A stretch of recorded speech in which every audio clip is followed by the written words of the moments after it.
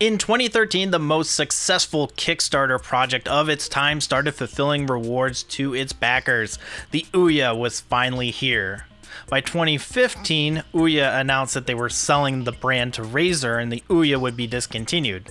The abrupt discontinuation of the Ouya left fans defeated and critics vindicated, and to this day, the Ouya is associated with failure, but just because the company failed doesn't mean that the Ouya is a completely terrible console, and in fact, I think it deserves better. My name is Nick, and I like quirky consoles, and the Ouya is one quirky console that I didn't own until recently, but I'm glad to have it now, and in this video I'll take you through its initial hype, the downfall, what it would have taken for it to be successful, and why you should give the Ouya a second chance.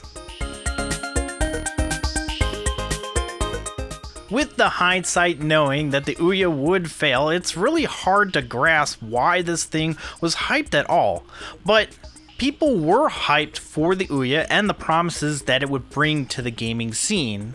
It's just that traditional console gamers and tech reviewers weren't the ones that were hyped.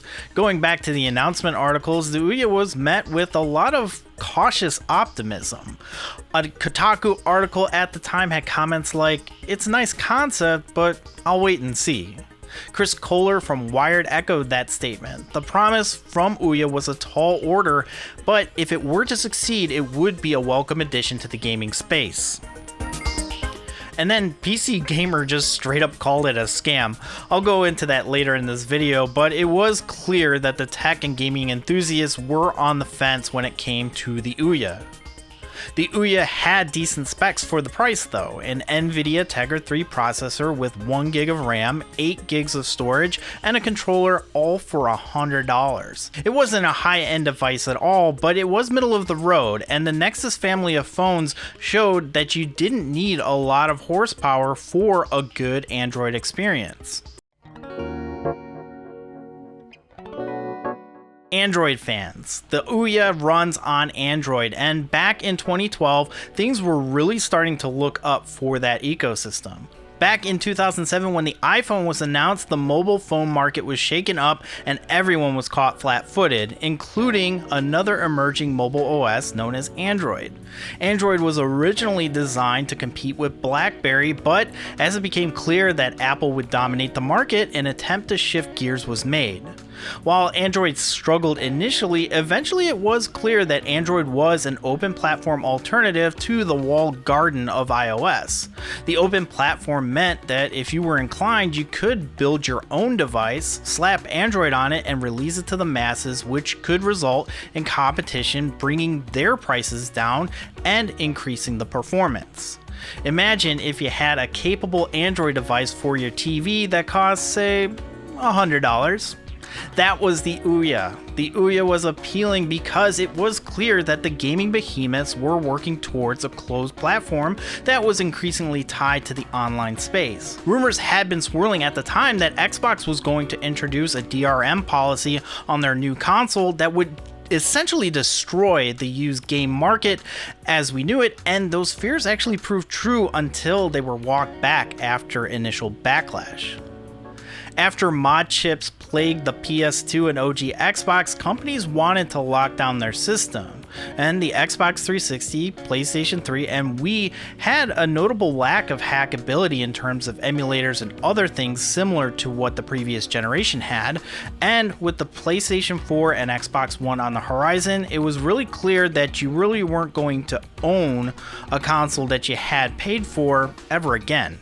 The Ouya promised unfettered access to the console. If you wanted to run emulators on it, you could. If you wanted to play your own movie backups, you could. If you wanted to open it up without voiding the warranty, you could. Only 4 screws stood between you and the board. The Ouya wasn't going to deliver Xbox 360 or PlayStation 3 quality graphics for $100, but it did promise PS2 or better, and with the previous success of the Wii, it was clear that graphics could take a back seat if gameplay and price made up for it. It would also democratize video game development. One issue that's prevalent in the gaming industry that the Ouya was aiming to correct was that making a game for a console is expensive. In order to publish a game on a major console, an indie developer would need to have purchased a development console and then pay to publish that game on the platform. If you wanted to publish on Xbox, for example, and you wanted to push a patch, well, you needed to pay to push that patch as well. Needless to say, developing on a major console had a huge barrier to it. The Ouya had no such fees, and you didn't need to buy a dev kit because, surprise, the Ouya was also a dev kit. So for $100 you can make your game compatible with the Ouya and publish it to the shop and start making money. This was an idea borrowed from the flourishing mobile market where Apple and Android charged very little to have access to their SDK and publish software to the platform. It was kinda necessary to grow an emerging market quickly, which it did. In 2012, the App Store revenue had hit $10 billion.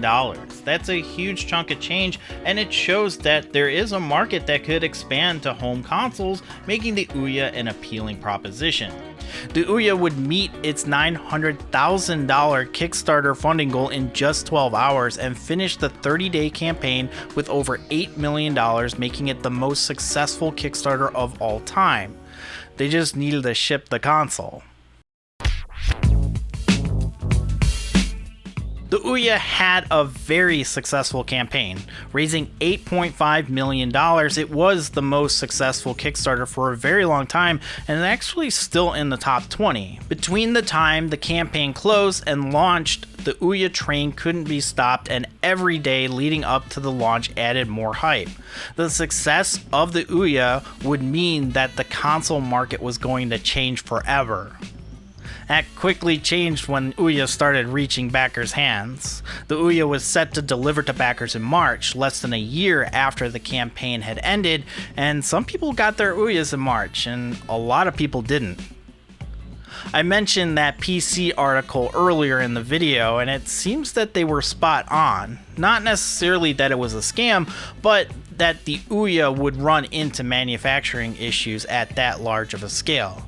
The $99 price tag of the Ouya is really inviting for consumers, but that price was arrived assuming that a small number of people would back the project. And when you have more orders to fulfill, there are more problems that arise, and that means that there are more costs associated with manufacturing. You have to remember that the Ouya was built from the ground up. While it did run Android, it had its own ecosystem which had to be built, and engineers had to be paid to maintain it. And there's server costs and admins, and the list goes on, and those costs can run up really quickly when you're that successful. Soon, that $100 Ouya wasn't going to cover all the overhead, including the most important part, building the Ouyas. So they reached out to retailers for extra pre-orders to stock on their shelves, and they took this money to build more Ouyas, but the issue was that retailers wanted their orders first. So Kickstarter backers were pretty frustrated to learn that they would need to wait for their Ouya, while other people who didn't even know that the project was existing last year could just go to Target and buy one for the same price that the backers paid last year. Even if you did get the console in March, you didn't really have a lot to play on the Ouya that didn't already come out on Android platforms. Games like Cannibal HD, Oregon Trail, and Final Fantasy III had already been out for years before they hit the Ouya. A lot of exclusive games that were promised for launch didn't even come out until much later, if at all. It's really a chicken and egg scenario when it comes to new platforms. Game developers don't want to invest in the platform with a small user base, and users don't want to invest in a platform that doesn't have a variety of applications and games that appeal to them. Remember that open ecosystem?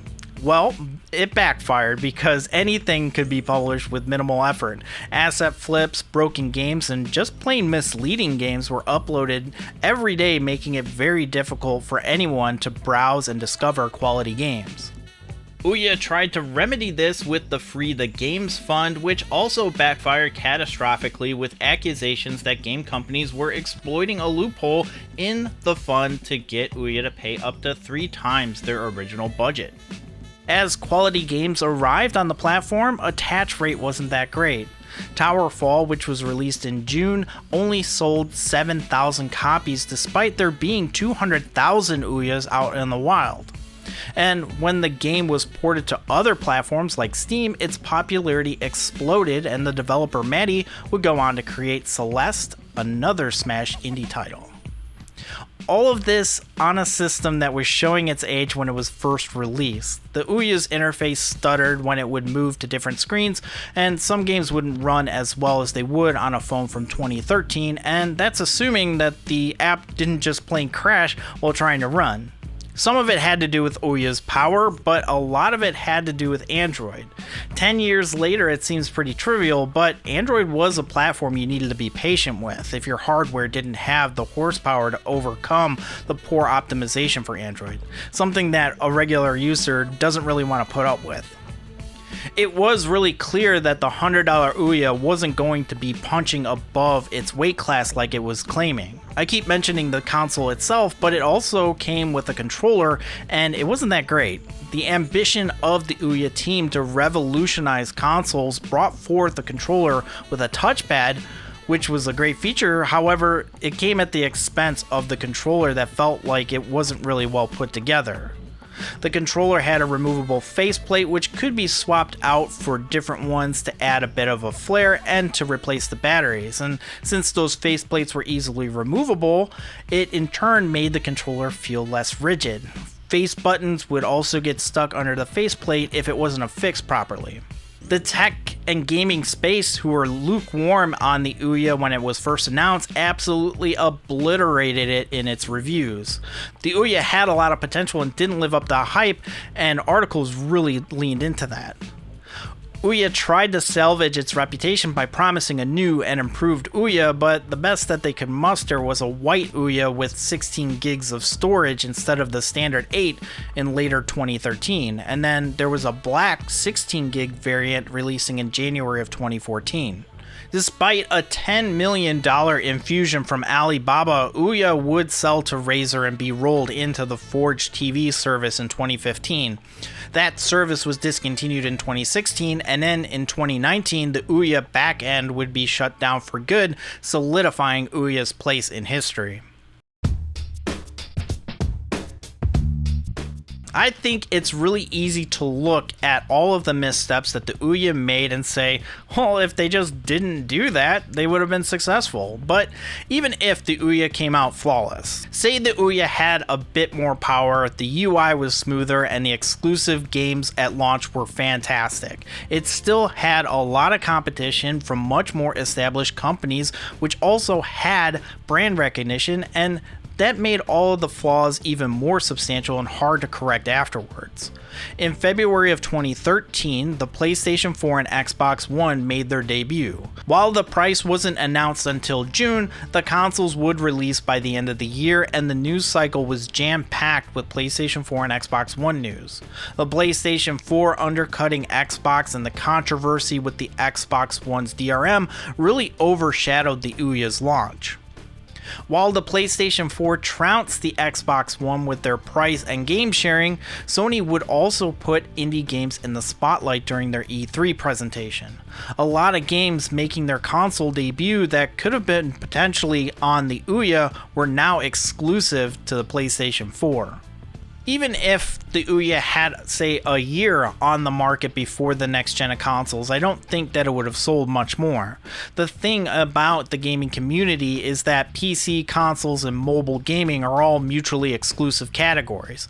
I'm not saying that people don't game on all three, I certainly do, but there's usually a primary platform of choice, and typically those who had a console or a PC didn't really think mobile gaming was up to snuff, even if you could use a controller instead of that touchscreen. Another contribution to Ouya's big disruption plan failure was the Raspberry Pi started becoming a very attractive retro emulation station in 2013. While the Pi had been out since early 2012, the Retro Pi build for Raspberry Pi would come out in February of 2013, and in June a build would add a Super Nintendo emulator, bringing it to the vision of a lot of people.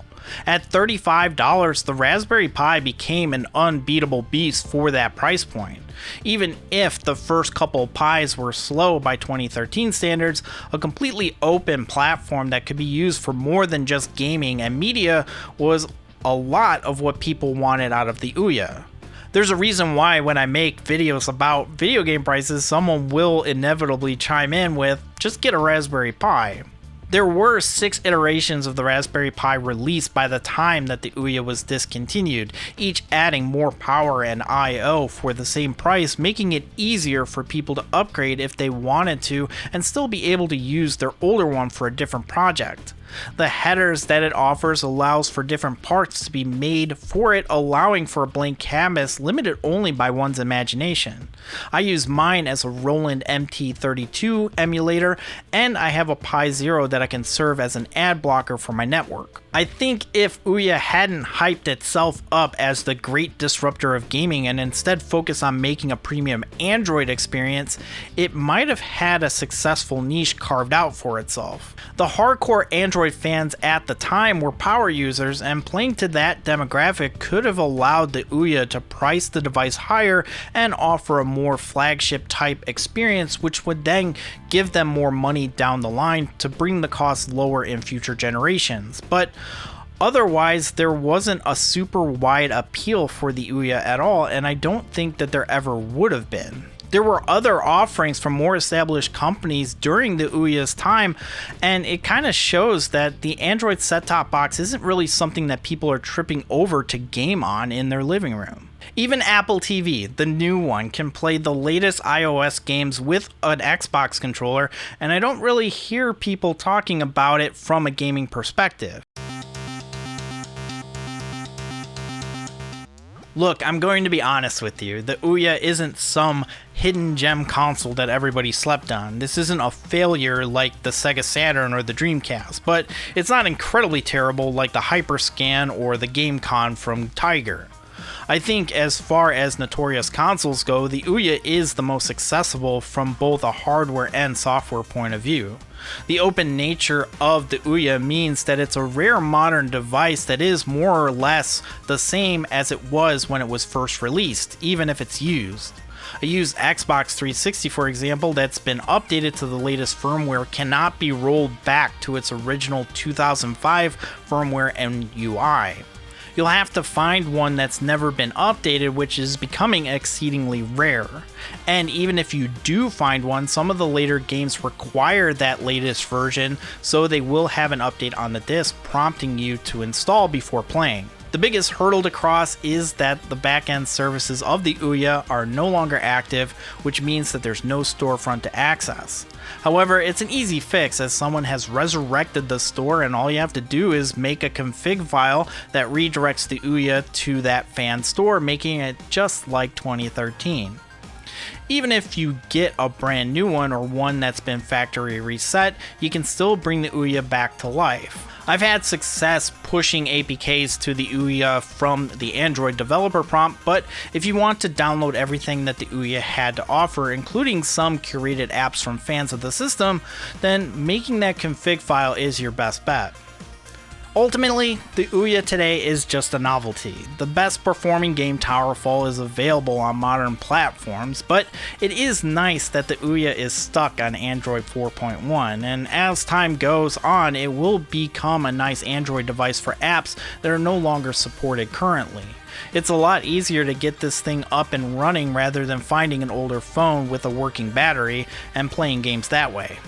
While the Ouya seems kinda dated, a lot of games from that era run beautifully, and with the growing community of Ouya fans, the homebrew scene grows every day. For about $100, you can own a Ouya with the power adapter and controller. The rest of the software you just download a backup of. Whether that method sits well is up to you, but like I mentioned, there's no other way to purchase the software unless you go to the Google Play Store and buy a copy from there and then install an older APK. So that's my video on the Ouya. I've been trying to write this episode for a while now, and I'm happy with how it turned out, and I plan to apply the format to other lesser like consoles and accessories, so make sure you stay tuned for that. If you like this video, let me know by giving the video a like, and if this is your first time on the channel and you like these types of videos, consider subscribing for future content. I also track video game prices for certain consoles in a series called Retronomics, so maybe you'll like that as well. You can follow me on Twitter and Instagram at snicktendo. Thanks so much for watching. I'm Nick, and I'll see you next time.